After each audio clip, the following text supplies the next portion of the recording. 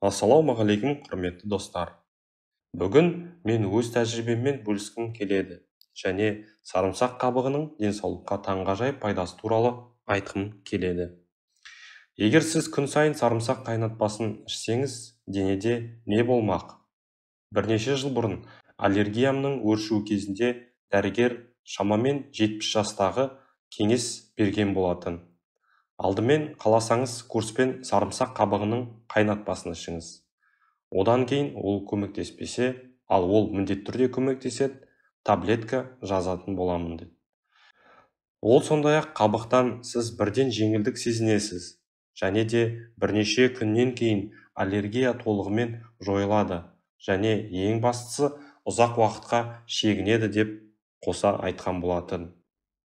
Видеоны жалғастырмас бұрын біздің каналға жазылуды, қоңыраушаны басуды және видеоға лайк басуды ұмытпауыңызды сұраймыз. Мен емдеуді дәстүрлі медицинадан бастауға шешім қабылдадым. Әсіресе бұл әдісті дәрігердің өзі ұсынғандықтан. Қазіргі уақытта бұл өте сирек кездеседі. Негізінен өздеріңіз білетіндей, дәрігерлер дереу антибиотиктерді тағайындайды.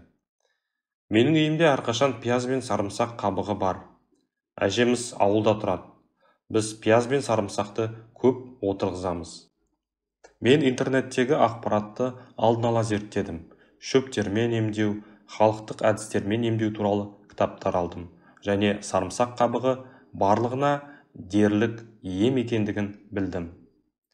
Сарымсақ қабығы иммунитетті арттыруда пайдасы өте зор. Ол суықтан арылуға көмектеседі. Сарымсақ қабығы жоғарғы тыныс жолдарының жеңіл инфекцияларын емдеуде қолданылады. Қабықта пектиндер бар.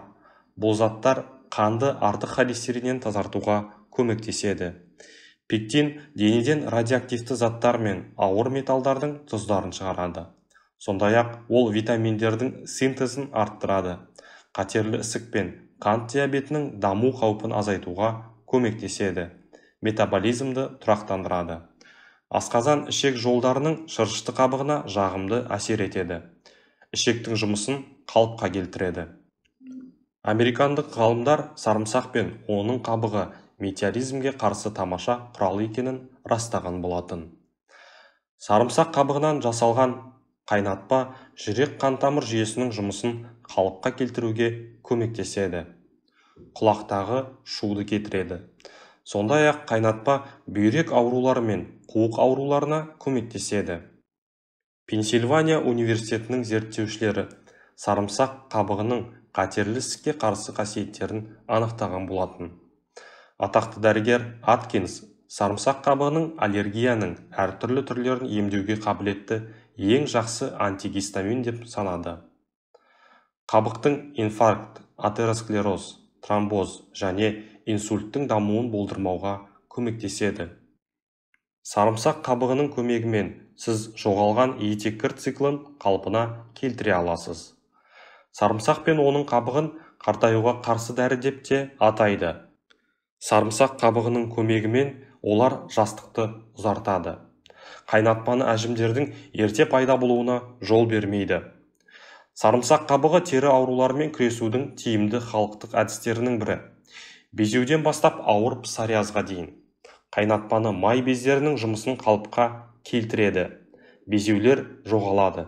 Терінің тітіркенуі кетеді. Ол жараларды емдейтін құрал ретінде де қолданылады. Пайдалы қасиеттеріне байланысты сарымсақ қабығы тырнақтар мен шашты нығайту үшін қолданылады. Және сарымсақтың қайнатпасы қайызғаққа қарсы өте тиімді. Сонымен, мен сарымсақ қабығын қалай қайнаттым, сол жөнінде баяндайын. Бірінші аптада мен кранмен жуылған бір шымшым сарымсақ қабығын алдым. Оны қырлы стаканға салған болатынмын. Стаканның ішіне кішкене қайнаған су құйдым. Оны сүзгі арқылы сүзіп алдым. Содан кейін екінші рет қайнаған су құйдым. Стаканды жауып, оны 1 сағатқа тұндырып қойдым. Одан кейін сүзгімен жаңағы қайнатпаны сүзіп алдым. Өз тәжірибеммен бөлісе кетейін, қабықтың бір бөлігі тамаққа түскен жағдайда ол үлкен жөтелді тудыруы мүмкін. Сондықтан сүзгімен міндетті түрде қайнатпаны сүзіп алыңыздар.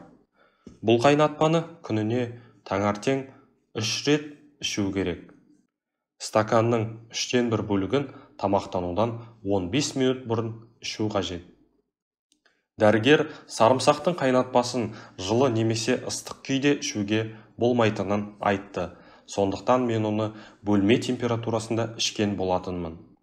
Қайнатпада сарымсақтың ешқандай дәмі жоқ. Жас сарымсақтың әлсіз хош иісі аздап сезіледі. Басқа иіс сезілмейді. Күн сайын жаңа қайнатпа жасау керек. Оны екінші күнге қалдырмаңыз. Екінші аптада мен қайнатпаны сәл күштірек жасадым. Бір қайнаған стақан суға 2 шымшым қабық қостым. Үшінші аптада мен 1 стақан қайнаған суға 3 шымшым қабық қостым. Курс 3 аптаға созылды. Бір айдан кейін емдеуді қайталауға әсерін бекітуге болады. Мұндай курсты жыл сайын өткізген жөн. Сіздерде қайнатпаға бірдеңені қосып ішу қажеттігі жөнінде сұрақ туындауы мүмкін. Бірақ сарымсақ қайнатпасына ешқандай да қоспаның қажеті жоқ. Қант, лимон, шай жапырақтары және басқаларды салмай-ақ қойыңыз. Тек қана сарымсақ қайнатпасын ішіңіз. Тамақтанғаннан кейін қант пен лимон қосылған шай ішуге болады. Нәтиже: дәрігер айтқандай мен бірден жеңілдік сезіндім. Кешке қарай бөртпе аз қыши бастады, ал келесі күні бөртпелер жойылды. Курстан кейін аллергия ұзақ уақыт бойы мазаламады. Таблеткаларды қосымша қабылдамадым. Тек сарымсақ қабығымен емделдім. Сарымсақ қабығын қайнату курсынан кейін бетімнің терісі таза болғанын байқадым. Пигментті дақтардың ағарып, безеулердің кетіп, көздің астындағы қара шеңберлер жоғалып кеткендігін тағы байқадым. Жалпы әл-ауқатым айтарлықтай жақсарды.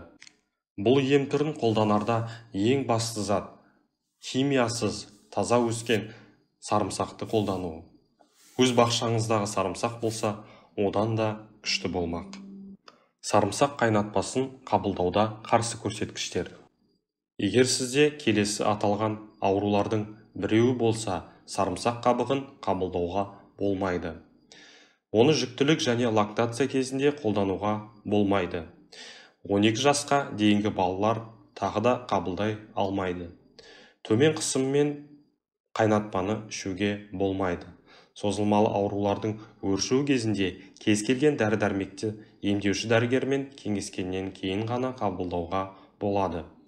Қант диабетімен ауыратын науқастар мұндай сусынды сақтықпен және дәрігердің бақылауымен тұтынуы керек. Тағы да қайталаймын, сарымсақ қабығынан жасалған сусындарды ыстық және жылы күйде ішуге болмайды. Бөлме температурасына дейін алдын ала салқындатыңыз. Аса маңызды, берілген барлық ақпарат нұсқаулық болып табылады. Қайнатпаны қабылдамас бұрын дәрігермен кеңесуіңіз қажет. Біздің арнаға жазылыңыз, пікір қалдырыңыз және видеоларымызды бағалай кетіңіз. Келесі видеоларды жүздескенше аман сау тұрыңыздар.